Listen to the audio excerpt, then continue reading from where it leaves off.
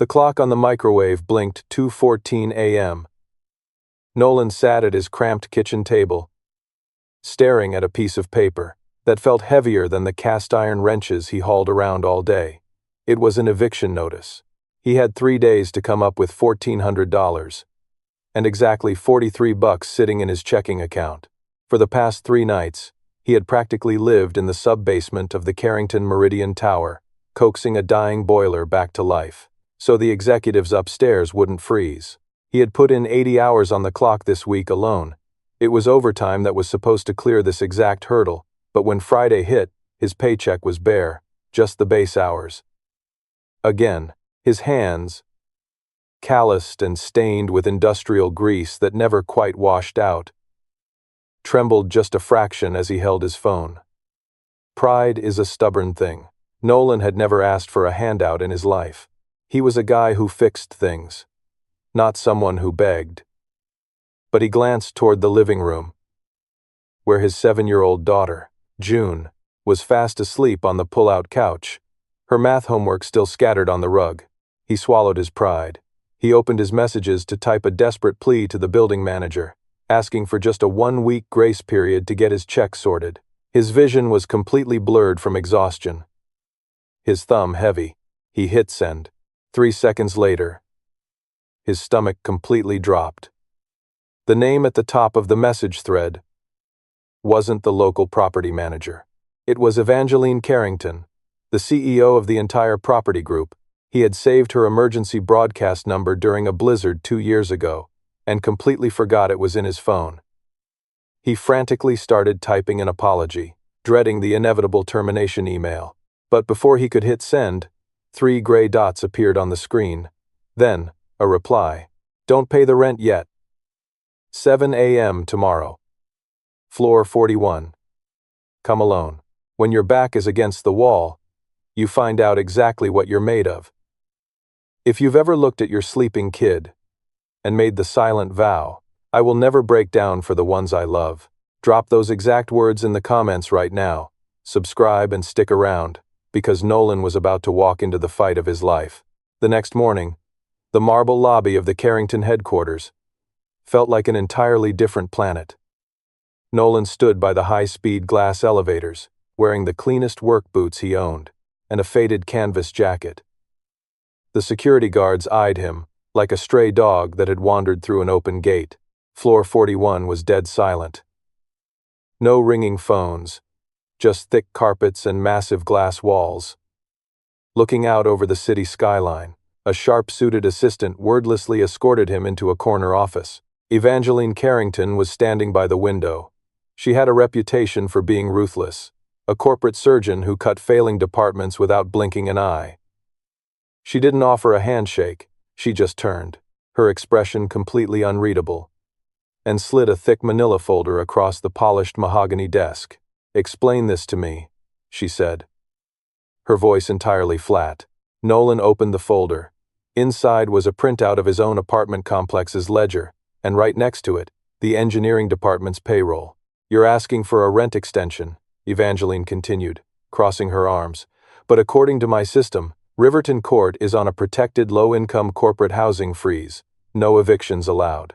And according to this payroll sheet, signed by your regional director Preston Blackwell, your overtime was paid out in full 2 days ago.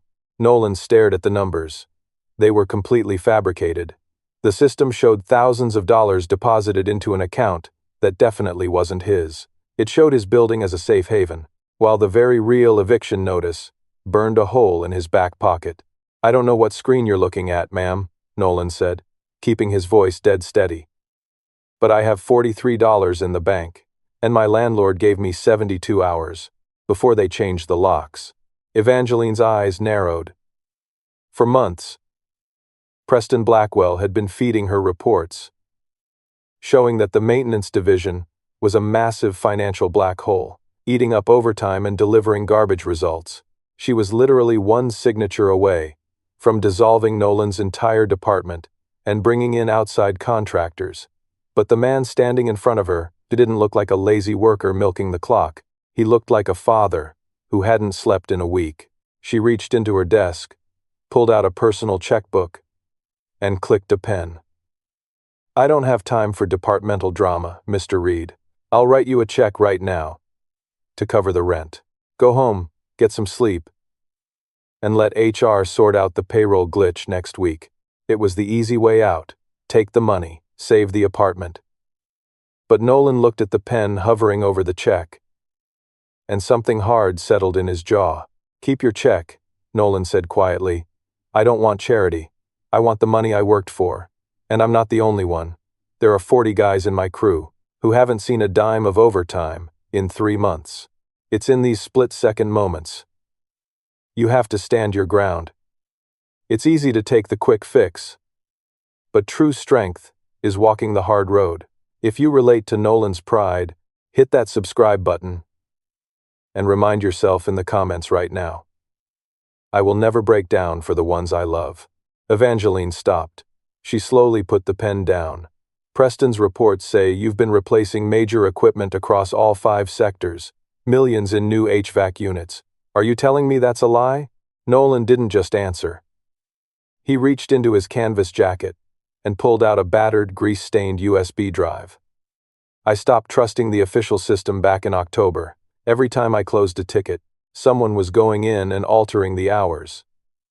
So I started keeping my own offline copies. Time-stamped. Photos included." He dropped the drive on her immaculate desk. It landed with a heavy, plastic clatter. "You want to know where your millions went?" Nolan said, looking her dead in the eye. "Come down to the basement with me." 10 minutes later, the CEO of Carrington Property Group was riding the freight elevator down into the dirty guts of her own building, wearing a borrowed hard hat over her tailored suit. The air grew thick, smelling of ozone and burning dust. Nolan pushed open the heavy steel door to the main boiler room. The noise was deafening, a chaotic, rattling mechanical scream. Evangeline looked at the massive iron tanks. She pulled out her tablet, cross-referencing the serial numbers. "The paperwork says these were fully replaced with state-of-the-art thermal units 6 weeks ago."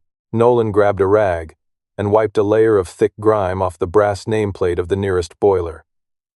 The manufacturing date stamped deep into the metal read 2004.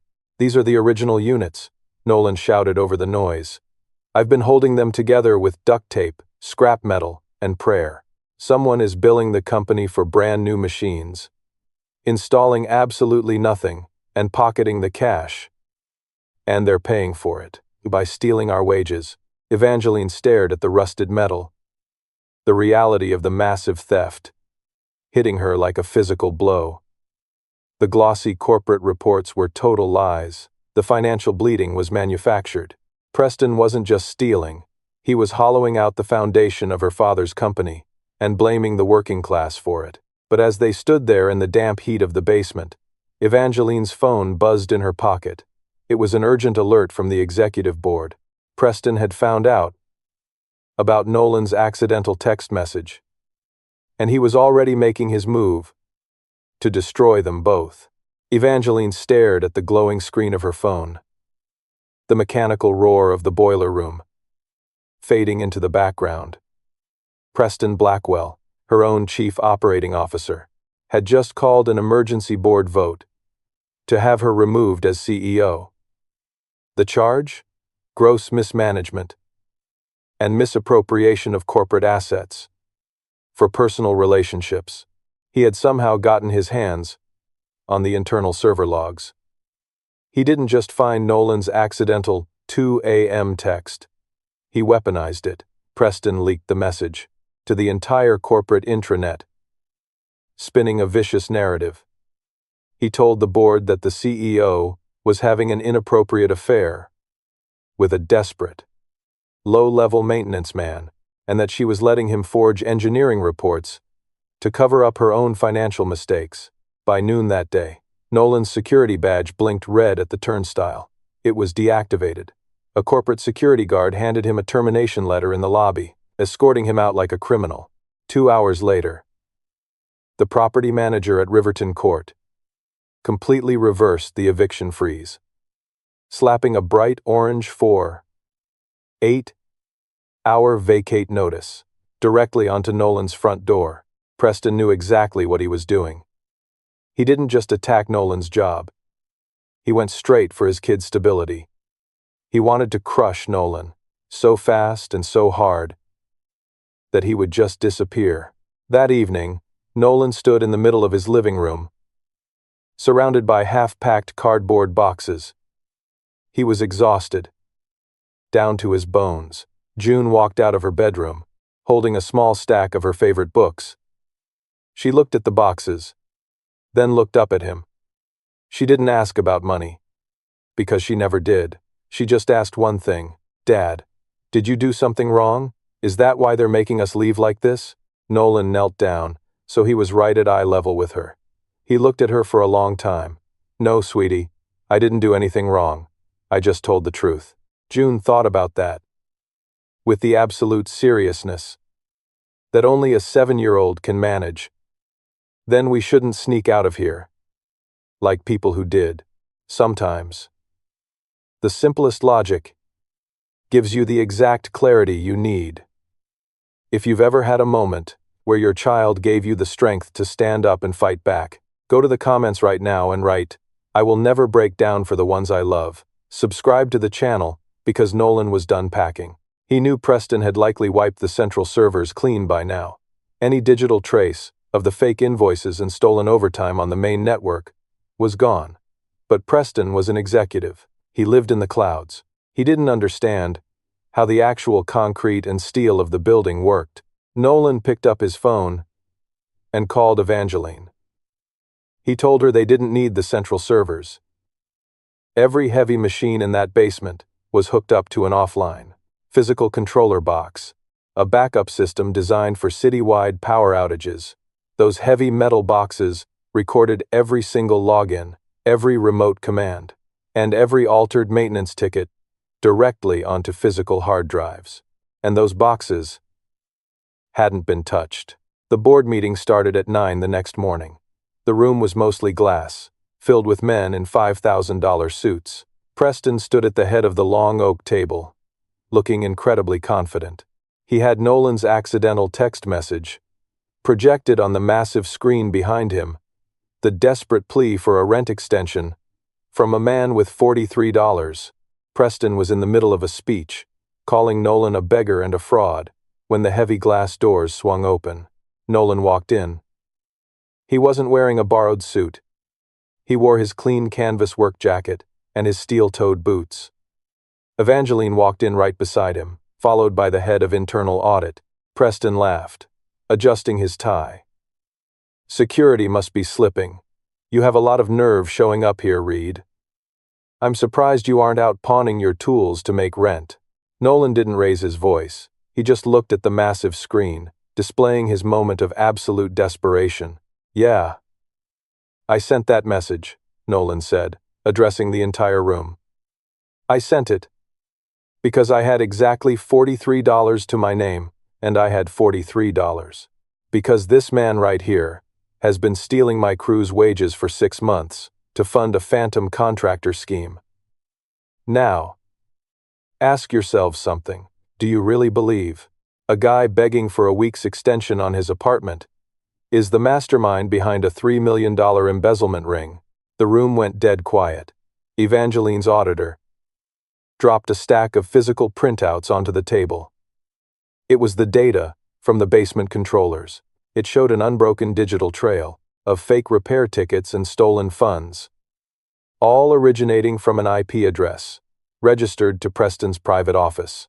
Preston's face lost a little of its color, but he tried to brush it off. IP addresses can be spoofed.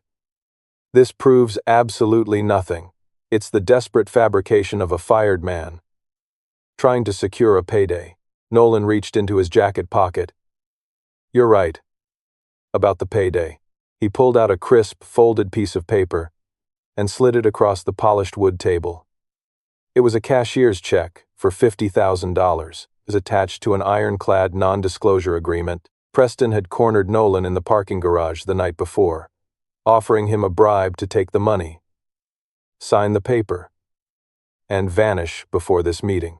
"If I'm a liar," Nolan asked, staring directly into Preston's eyes. Then why did you try to buy my silence last night? That's your signature on the bottom line, isn't it? The contradiction was absolute. Preston had built his entire defense on the claim that Nolan was a beggar, trying to extort the company. Yet here was Preston's own signature, offering that same beggar $50,000 to walk away. The executives at the table shifted uncomfortably. Evangeline delivered the final blow. She announced she was handing the entire file, including the physical controllers and the physical check, over to federal financial regulators. Within the hour, the board members immediately realized that protecting Preston meant going down for federal fraud. They turned on him in seconds. By the end of the week, Preston was escorted out of the building in handcuffs. Carrington Property Group paid back every single dollar of withheld overtime to the 40 men on Nolan's crew, with interest. The eviction notices across Riverton Court were shredded. Evangeline called Nolan back to the top floor. She offered him a massive bonus and a quiet, comfortable desk job in upper management as a thank you. Nolan politely refused. He didn't want a reward for telling the truth. Pay my guys what they earned, he told her. Then we can talk. She did exactly that. A month later, Evangeline created a brand new operational integrity division, a team dedicated strictly to finding the gaps between executive reports and the actual reality on the ground. She named Nolan the lead field inspector. It was a real job, earned on real merit. That night, after June had gone to sleep, Nolan opened a small wooden box on his dresser. He took the original crumpled eviction notice out of his pocket and placed it inside. He wasn't keeping it to remind himself of the struggle. He kept it to remind himself that a hard season does not determine the worth of a man. Sometimes, the message sent to the completely wrong place ends up fixing exactly what was broken. If you believe that honesty and hard work will always outlast corporate greed, leave a comment down below saying, "I will never break down for the ones I love." Hit that like button, subscribe to the channel, and keep fighting the good fight.